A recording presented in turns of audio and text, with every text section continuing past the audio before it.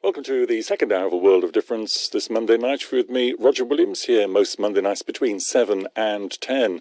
For the next hour or so, we're in the company of Jez Lowe. Jez Lowe is, of course, one of our finest singer-songwriters, although that label, in many respects, fails to do him justice. He's a chronicler of social history. He's a poet. He's also, of course, a balladeer, and his new CD reflects that role in its title, The Ballad Beyond. Many of the songs are reworking of material he wrote for the wonderful radio Ballads. And for most of the next hour, you'll hear Jez talking about the new CD and his work as a key member of the radio Ballads team. But we'll start by listening to one of the songs from the section of the CD that deals with the Olympics. This is the wonderful Jesse Owens Shoes.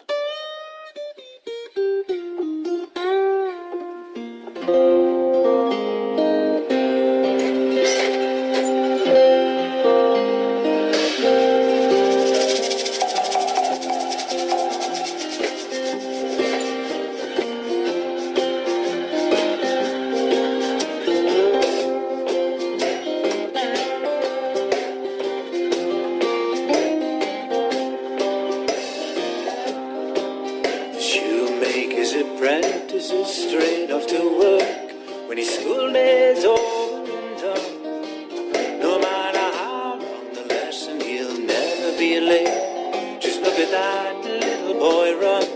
They call him Jesse, Jesse, too young to be singing the blues. Jesse, Jesse, Lord, let me run in Jesse Owens shoes.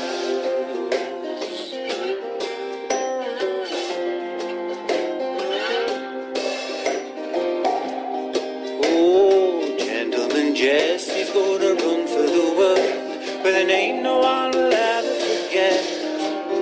No black man's burden gonna slow him down. The weight of 4 gold medals won't break no sweat on Jesse.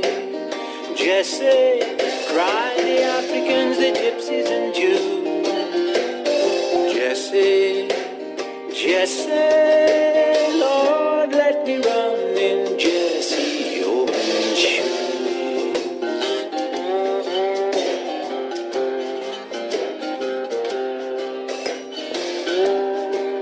And the gods on Olympus can't believe their eyes. Everybody wants to shake his hand and feel the power of his winning ways, except for one angry man on the stand turned his back on Jesse.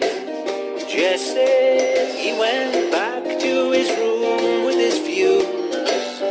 Jesse, Jesse, Lord, let me run in Jesse Owens shoes.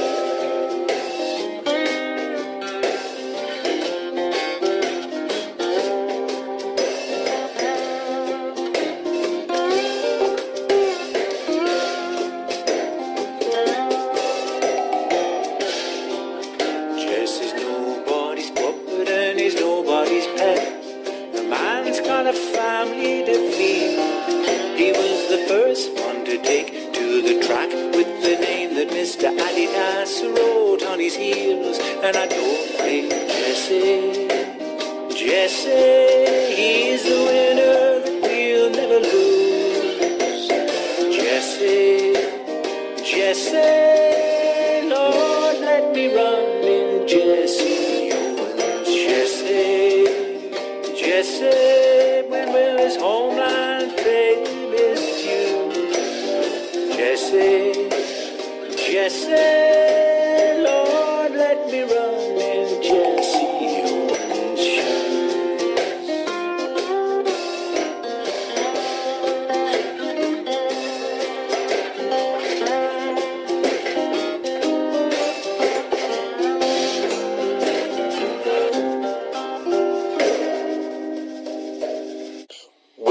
Ended up with all the radio ballad stuff that I've done since 2005. I started on it.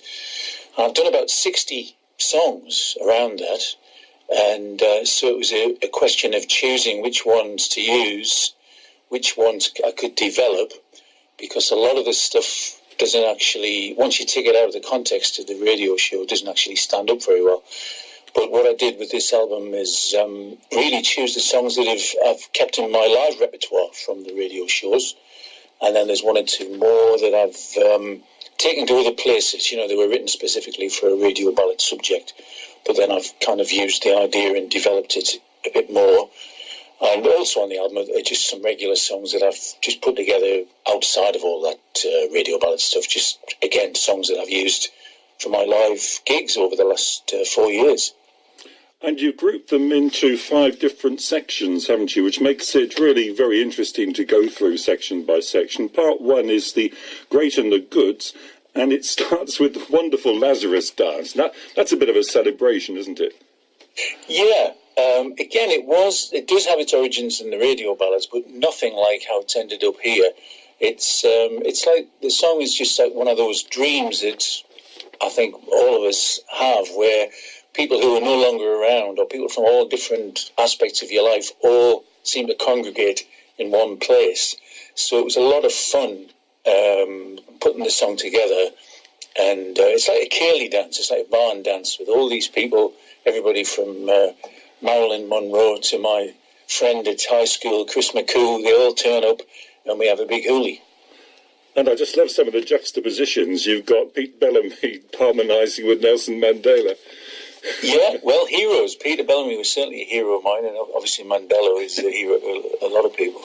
Peter Bellamy is one of those people that changed my life, really, because this was at university in the 1970s, and I'd never had anything like it before. Young Tradition came on stage and just blew me away, and it was an absolutely defining moment for me when 3 people sing, and it sounds like there are 27 of them, so I was delighted to see his name featured in the Lazarus dance. And I was going to ask you who Chris McCook was. Yeah, he was a lad, sadly again, who is no longer with us. He was my high school buddy, like when I was like 12, something like that. He introduced me to Bob Dylan's records. He was a drummer.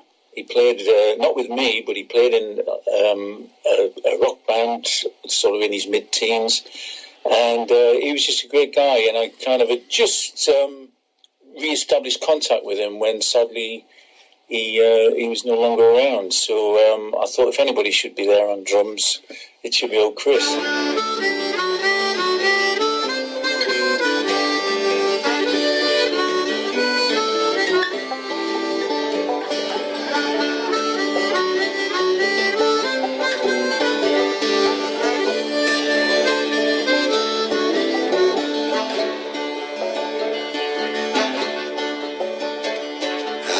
I saw the phoenix flying overhead, back to saw the sky another day, and music tricked the sick and lame to get up and out of bed, and Lazarus up and dancing as the band began to play. That man was manned by Django and the whole damn time the crew said you catching his brows across the keys. I stretched me neck to check him out. On drums was Chris McCoo, and Lazarus up and dancing fell like Elvis to his knees. Lazarus called, who's up for dancing? I want you all to get up on your feet. And Lazarus called, what's better than dreaming? You never know who a fella could be. And George and John was model, doing love songs in the wings, and Judy, Jimmy and Jesus followed suit. And Marilyn walked past his arm in arm with Dr. King, and Lazarus up and dancing raised his fist in bold salute. And Lazarus called, who's up for dancing? I want you all to get up on your feet. And Lazarus called, what's better than dreaming? You never know who the fun could be.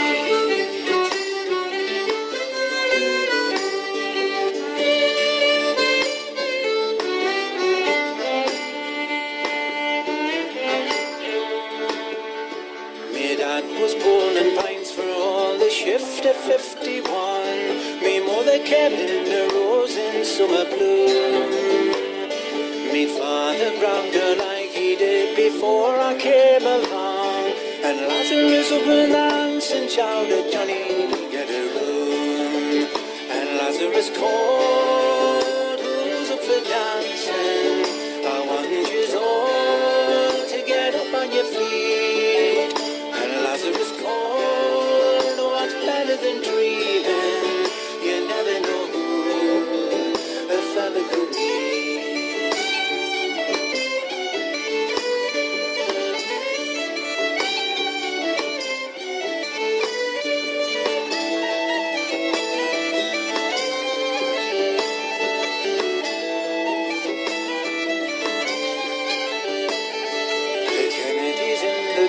Shouted order for a song and closed the night with the holy ground once more. Mandela and Peter Bellamy stood to harmonize along, and Lazarus opened hands and was the last man on the floor. And Lazarus called, who's up for dancing? I want you all to get up on your feet. And Lazarus called, better than dreaming, you never know who a fella could meet. And Lazarus called, who's up for dancing? I want you all to get up on your feet. And Lazarus called, what's better than dreaming? You never know who a fella could meet.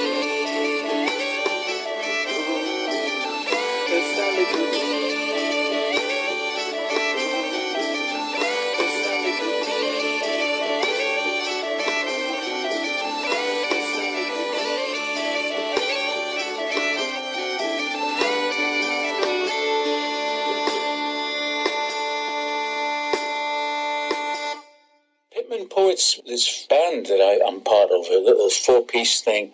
There's a big venue up in Newcastle in Gateshead called The Sage, and they contacted four of us. There was myself and Bob Fox and Billy Mitchell and Benny Graham about 4 years ago, to do a concert at the King's Place Theatre in London under the title of the Pitmen Poets. The King's Place had an exhibition called the Pitmen Painters, which is a famous school of painting from up in Northumberland, and it's a play as well. It's a theatre production. So they put the Pitmen Poets together so we could sing the old Pitmen songs, the old traditional songs from the northeast of England. And this song on the album, the Pitmen Poets song, is just a song that I made up for the four of us in the band to sing together when we were doing the tour that we did last year, the year before. So it's a song that I enjoyed putting it together. We don't do the Pitmen Poets show anymore, so I thought I'd use it on this album.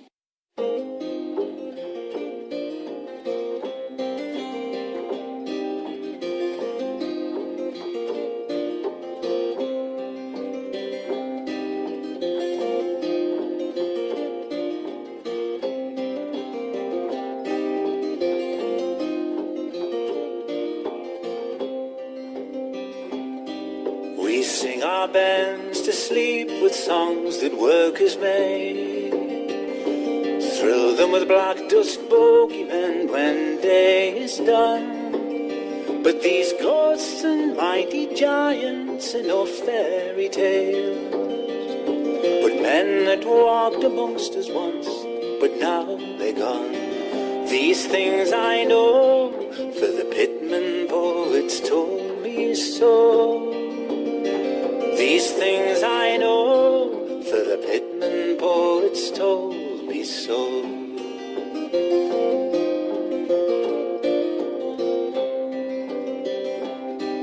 They jowled and listened as they hacked and paid. A lifetime lit by lamplight, not by sky or sun. And through the ground beneath our feet they chewed and licked. Some were swallowed with a mighty swipe of the earth's own tongue. These things I know, for the Pitmen Poets told me so. These things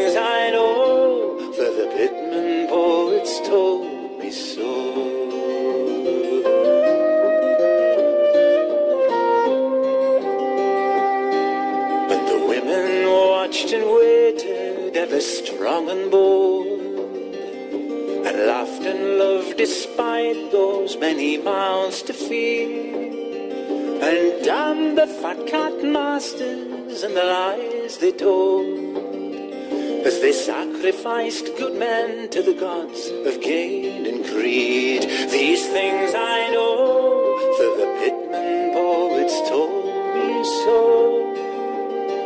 These things I know, for the Pitmen poets told me so.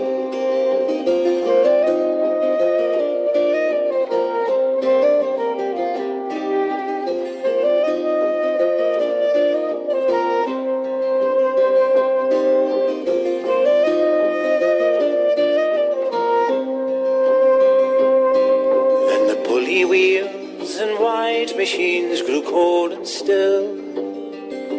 Unions lay broken by deceit and lies. Sad eyes were left to stare down from a pit-boot hill. But the glory of the lives they led will never die. These things I know, for the Pitmen poets told me so. These things I know, for the Pitmen poets told me so. These things I know, for the Pitmen poets told me so. These things I know, for the Pitmen poets told me so.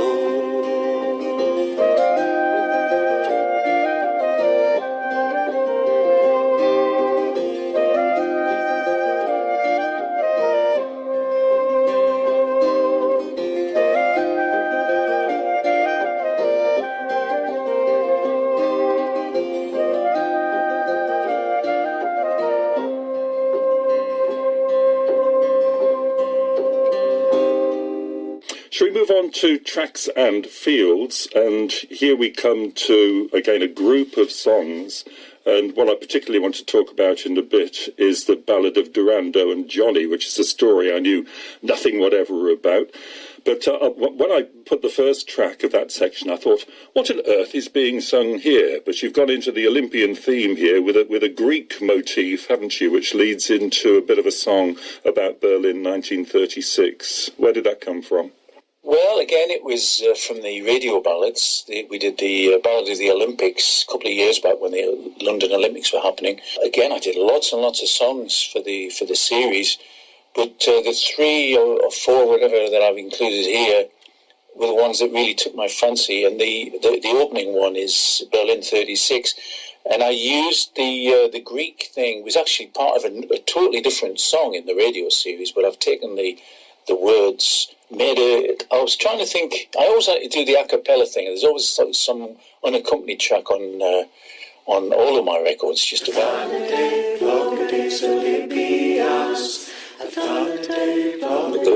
The young tradition meet. I never saw them play together, but the records they made I really loved. The Berlin 36 is just a kind of a different take on 2 of the songs together that I did for the original radio ballad series. The Ballad of Dorando and Johnny, this was a story I knew nothing whatever about. Well, it was the first song I wrote for the Olympic radio ballads thing, and the producer asked me to write a song about Dorando, because that's really the centre of the story, is this little Italian guy who won the Olympic marathon in the London Olympics in 1906, I think, or whatever it was, 1904, 1906. He won it, but the American team objected to it because he'd been helped. He was actually carried across the line. And so the gold medal went to the guy who came in second, who was the American runner, and Johnny Hayes. But Dorando became the hero. In fact, there's a song by Irving Berlin about Dorando. He became the popular hero, the people's winner, if you like. Dorando, Dorando, he ran again it he, 100 times around the ring.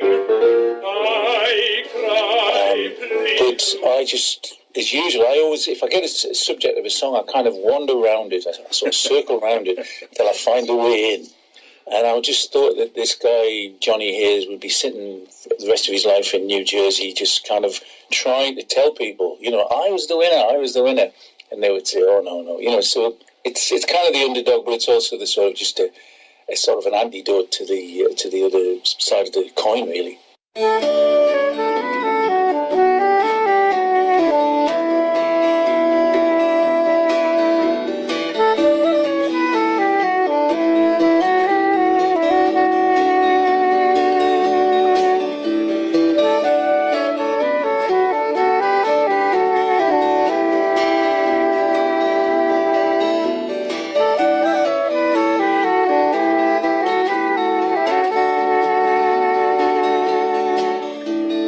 Johnny Hayes nursing a beer in a bar in New Jersey.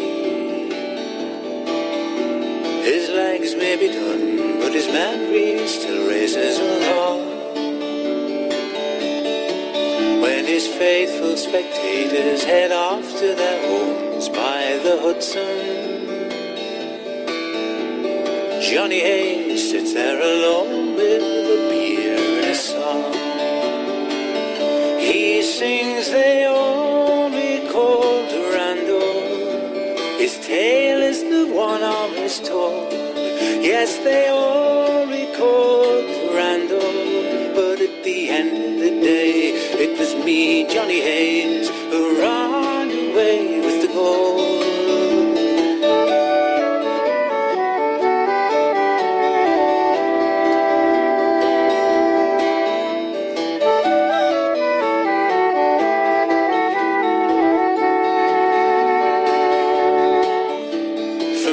To White City, pounding that pavement to London, the crowds in stunned wonder, baked by the sun's spiteful shine. No queens or princesses, kings, no Irving Berlin sing my praises, but it was my own 2 feet, not helping hands, carried me across that line. And yet they all recall Dorando. His tale is the one always told. Yes, they all recall Dorando. But at the end of the day, it was me, Johnny Hayes, who ran away with the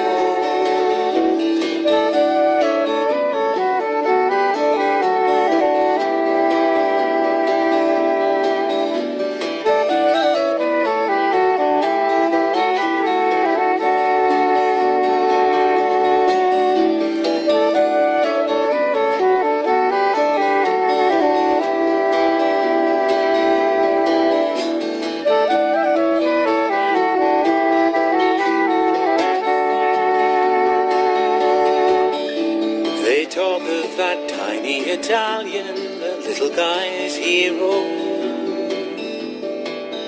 who was carried to victory while I came in first, fair and square. And what chance did I have in the races we ran that came after? With me just a paddy and pumps and him a border and star. And so they all recall Dorando. His tale is the one always told. Yes, they all recall Dorando. But at the end of the day, it was me, Johnny Hayes, who ran away with the gold. Yes, they all recall Dorando. His tale is the one always told. Yes, they all recall Dorando. But at the end of the day, it was me, Johnny Hayes, who ran away with the gold.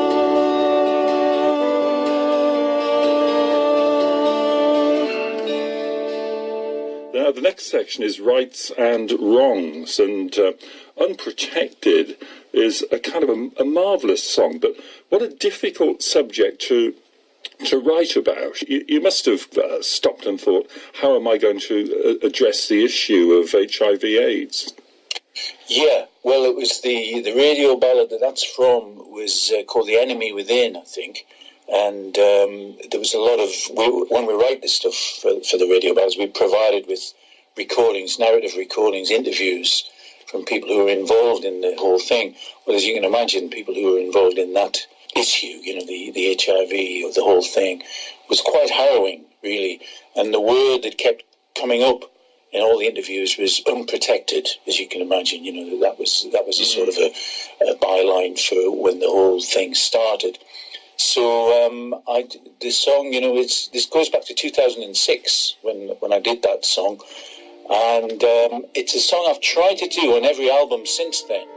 I've tried to do a version of this song, but it's just kind of, as you say, quite a harrowing subject. So this is the first time I've actually just gone for it and included it on this collection. There's a world out there you're facing unprotected. You can't stay wrapped in cotton wool for long. Apron strings and safety nets discarded, and off you go to deal with rights and wrongs. Unprotected, unprotected, from the salt and pepper troubles from above. Unprotected, unprotected. Who'd have thought you'd need to take such care in love?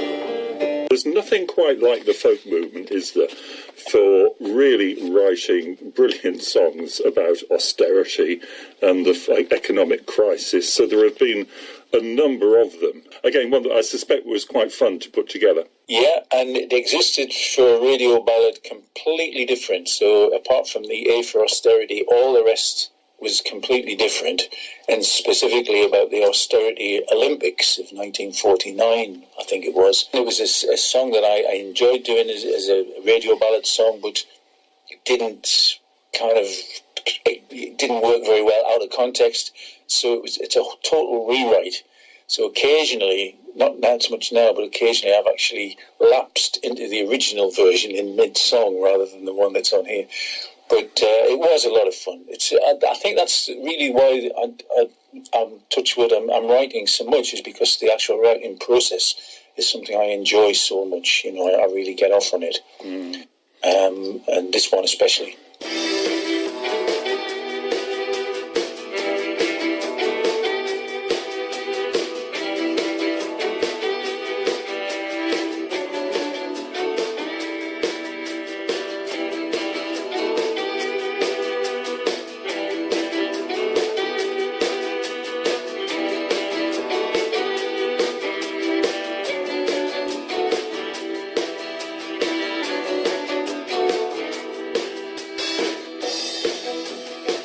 Austerity, B for the bankers with their bonuses, smugness and sneer. C for the credit cards, D for the dreams full of debt that'll all end in tears. E for the empty bellies, F for the food banks sustain on this country's good name. G for the greed of the H for the high and the haughty who should burn with shame.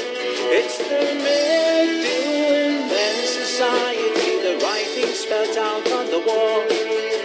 The message we're sending, it's time we was mending the mess we've made of it all.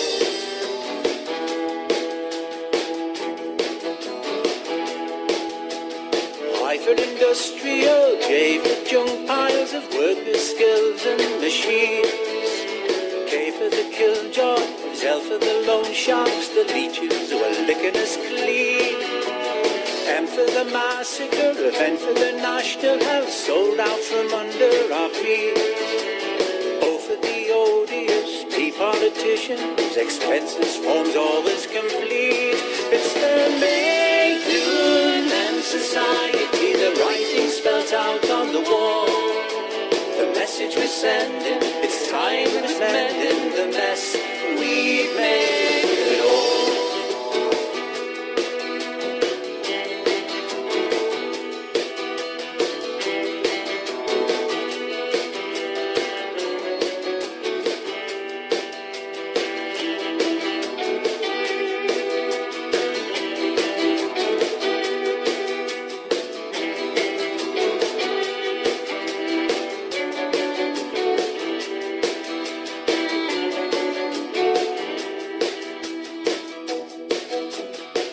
for the cues of the Arthur, the ragged and restless, their backs to the wall. S for the standards, of T for the tabloid press, down, down they fall. U for the unions, V for the victims of vengeance, we've watched them become. W for wealth in the hands of the few, while the many make do with the crumbs. It's to make good men society, the writing spelled out on the wall. The message we're sending, it's time is mending the mess we've made of it all.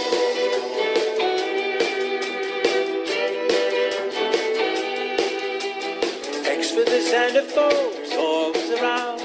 Y for the young, barely grown. Z is for zero, a blank generation, and zero is all that they've known. This is our alphabet, this is our blueprint, scrimp and scrape our middle names. It's England AD 2040, we're playing the austerity game. It's the make good men society, the writing spelled out on the wall. The message we're sending, it's time was mending the mess we've made of it all. Yes, it's the make good men society, the writing spelled out on the wall. The message we're sending, it's time was mending the mess we've made of it all. I think the radio ballads are quite magnificent, and you've obviously put your heart and soul into your input into the various ballads.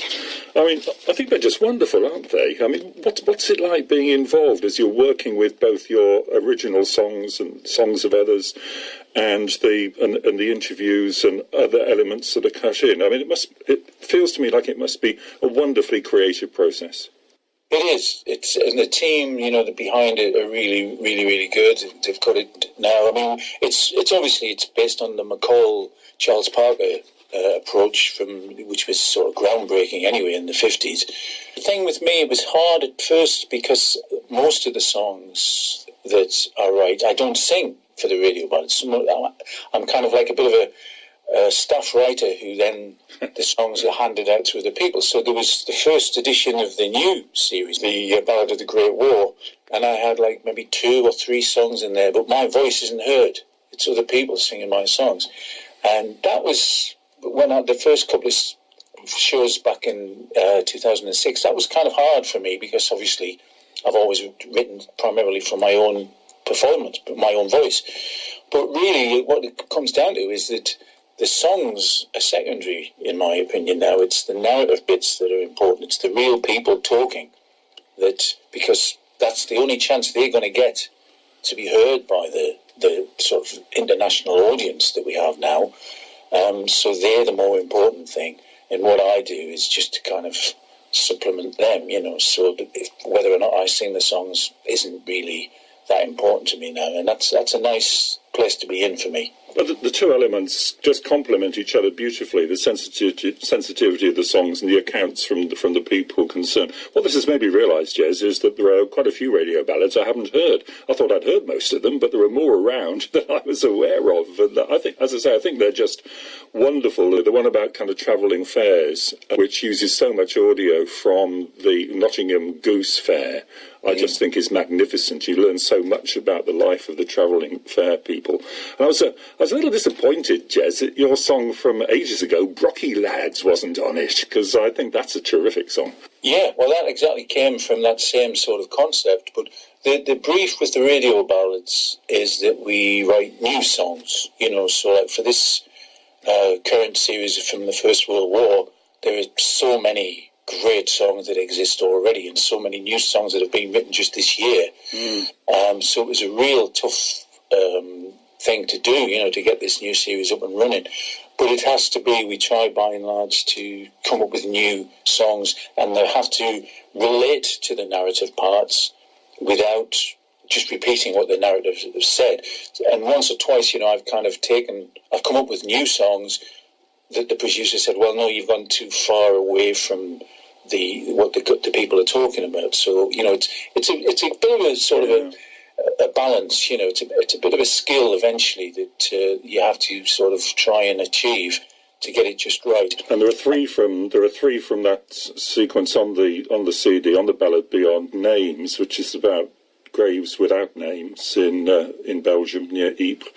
The Wrong Bus, which is kind of in a tradition of World War I songs, which seem very upbeat and jolly, but which tell a darker tale about people going on London buses to the front.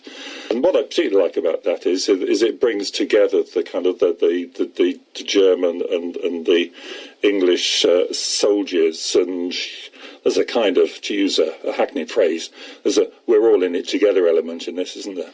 Yeah, oh yeah. Yeah, that was, and that was an interesting one, the Wrong Bus, because I heard about the buses that were used to take the lads to the front, but we didn't have any narrative for it. So the song, for once, the song actually drove the direction of the radio show. So once I'd come up with the song, the producer and the researcher then had to find some narrative. Right. To fit it, which is the opposite way of how it's always worked in the past. But I think the fact that the Wrong Bus is a kind of a lighter song, hopefully it still makes the point, but it's a lighter approach, because it's when you're dealing with something as tragic as the Great War, you know, you can get bogged down in the desperate seriousness of it, you know. So that was a very fun one to do, you know.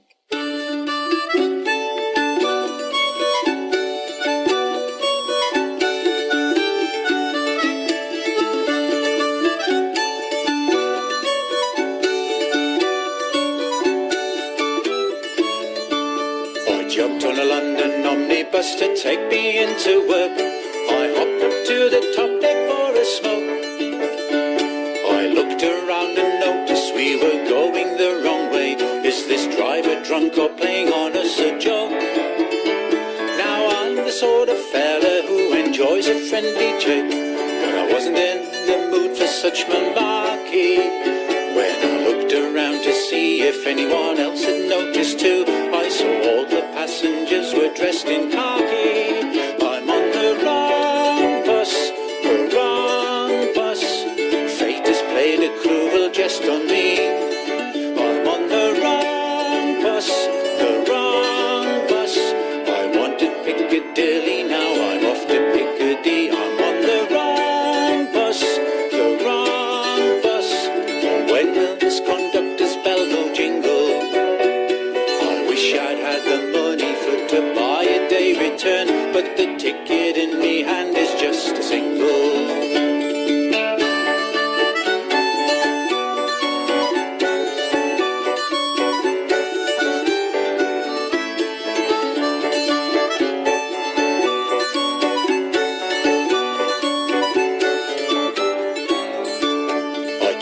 Get to sleep last night as I lay in the mud in a crater somewhere deep in no man's land, when suddenly a Jerry soldier fell into me hole with a grimace and a rifle in his hand.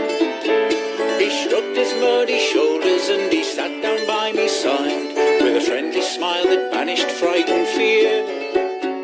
I offered him some bully beef, he offered me a smoke. I said, "Call blimey Fritzy, what are you doing here?" He said, "I took the wrong bus, the wrong bus." He told me such a familiar tale. I took the wrong bus, the wrong bus. I wanted Parsonhausen, now I'm here in Passchendaele. I took the wrong bus, the wrong bus. And why we're here at all I'm none the wiser. I'm up the Swanee and he's up the Rhine, and we both wanna stick it up the Kaiser. I'm up the Swanee and he's up the Rhine, and we both wanna stick it up the Kaiser. And then finally in this section there's the Town Hall Yard, which is, talk about dealing with injustice. I mean, you do that here. It's a song about people labelled cowards and deserters, written from the perspective of the mother of one of the soldiers. Yeah, and it actually was written on the spot. When we went over there, the producer John Leonard took Julie Matthews and myself to the Somme, to Flanders, and he took us into the town hall yard where the poor guys were executed, and it was such a shock, really, because he didn't prepare us for what we were seeing, and the song actually just, certainly the basis of the song just burst forward, really, as I came out of there, because it was the whole kind of tragedy and distastefulness of the whole thing just sort of forced the song out. I'm not even sure that this song is going to be used, in the series, because the series is still an ongoing thing.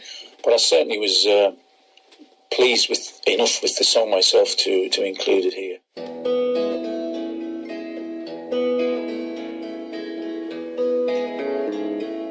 What was my boy Billy doing in the town hall yard? As the day was dawning on that cold morning night, he met his end. It's knowing where and when, but not the why, that's oh so very hard. Did his hand still hold a rifle? Did he lay down his life to save a friend? 2 miles away from the front line, you'd think out of harm's reach, but what do we know? I don't know what he was doing when he died, but I bet he died a hero. But what was my boy Billy doing in the town hall yard? What was my boy Billy doing in the town hall yard? Will the echo ever answer from the cobblestones in Flanders where he fell? And who were the comrades that must have held him in such high regard? Those few faithful soldiers who wrote and told us all that they could tell. So brave he broke the heart and soul that bore him. Me Billy was a soldier through and through. When that sun rose on recruiting day, me Billy was the first one in the queue. But what was my boy Billy doing in the town hall yard?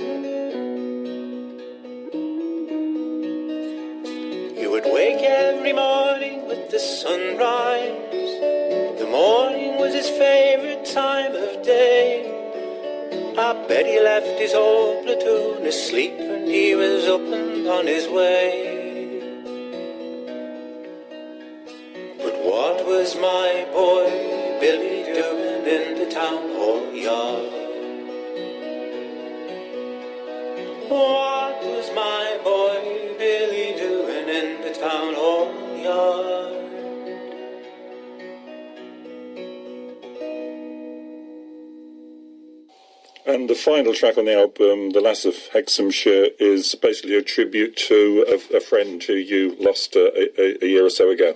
Yeah, Judy Dinning. She'd be well known to some of your listeners, I guess. She sang with My Bad Pennies from 97 through to 2002 or 3. Great singer.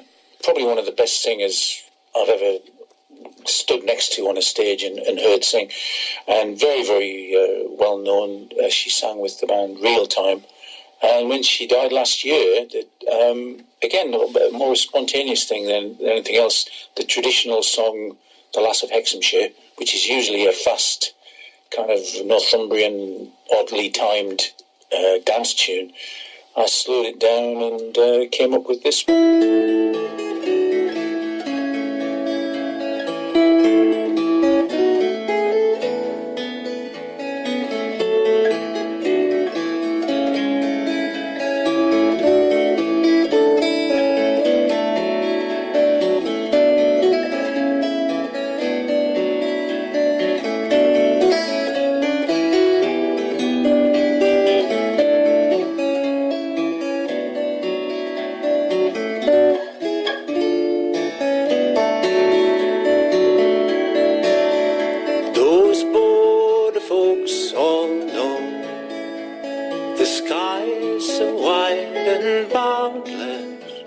Did you think I'd let you go without a word of fondness? Oh, for the buff and the blue, oh, for the cap and the feather. There's much I would say now to you, lass of Hexhamshire. Did you ever hear her voice? It could torch a song with fire when mine became her choice. She left old Hexhamshire away from the buff and the blue, over the moss and the mire, singing for me as well as you, a lass of Hexhamshire.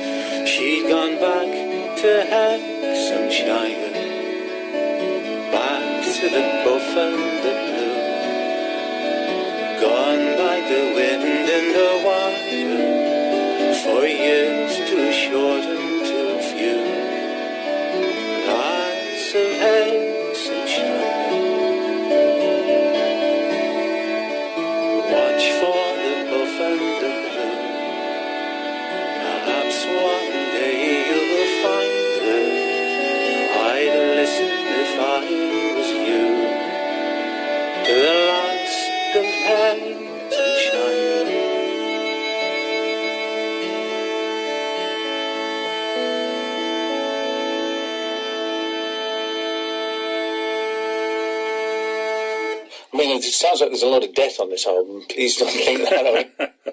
No. If what you do, Jez, and you always do it, you go across the range of emotions, a range and so there's plenty of humour in it. The more it repays continued listening, because more you hear little phrases that just kind of make you smile. But it seems to me you don't write stridently political, in-your-face songs. You approach the subjects with a great deal more subtlety. Everybody knows whose side you're on, but you put the knife in very subtly, it seems to me. Yeah, well, you see, I mean, as a listener, I don't like to, as a part of an audience, I don't like to be lectured or soapboxed to, so I do try and understate the whole thing, however that takes. And, sometimes maybe I should be a bit more kind of strident and a bit more outspoken, but it's just, it doesn't sit comfortably with me that, so it's always been the approach that I've taken. Other people are doing that. Leave that to Billy Bragg, and other folk like that. Yeah, he does it well. There's different ways of approaching the subject. Okay, so terrific album. Now, are you touring to promote it? Well, we've got lots of gigs coming up. We've got a big series of Christmas shows up in the north with the Bad Pennies, and got all that. And then ever onwards, really, for the next 12 months to around Britain and across to the United States and everything else, so it's all go. And you still love what you do after all these years? Certainly do. I like the music. I like listening. I like playing. I like the travelling. And you like it? Come on. You like the travelling? I do. I mean, it's getting harder. Once they stop making you drive 50 miles an hour the full length of the M1, it'll be a lot easier. But but apart from that, I was driving through Northumberland. I went up to Jedburgh last Sunday morning, and it was just breathtaking. It wasn't brilliant sunshine, but it was just great. Such a great ability to be able to do that is fabulous. Well, it's a pleasure to talk to you, Jez. Thank you ever so much for your time. Thank you very much, Rose. Thanks for your help there. Well, Jez, thanks for your time. It's very much appreciated. I've seen you before on a number of occasions, but we've never spoken. It's a delight to talk to you. Thank you. Okay, all the best. And what a lovely guy he is too, Jez Lowe, very generous with his time and very patient with me. And as we put together that interview, hope you enjoyed the music too. The album is called The Ballad Beyond. It's out now. It's by, of course, Jez Lowe. You can find out details about it from jezlowe.com. And backing musicians on the album included Bad Pennies, Kate Bramley and Andy May. Kate Bramley on fiddle, Andy May on pipes and keyboard. And bass player David Delahaye, who also produced the album. Contributions too from former Lindisfarne members Rod Clements and Ian Thompson on slide guitar and double bass respectively, and from Maggie Holland on the banjo, Laura Bell on the saxophones, Carrie McLeod fiddle, Chris Stockton on vocals, Paul Stockton on vocals, and Martin Douglas on percussion. I thought I heard flutes on that, but maybe it's very subtly played saxophones. That's perhaps what it is. Once again, the album is called The Ballad Beyond. It's absolutely brilliant. And once again, huge thanks to Jez Lowe for his time. Up to news with Pentangle. After the news, all kinds of mayhem.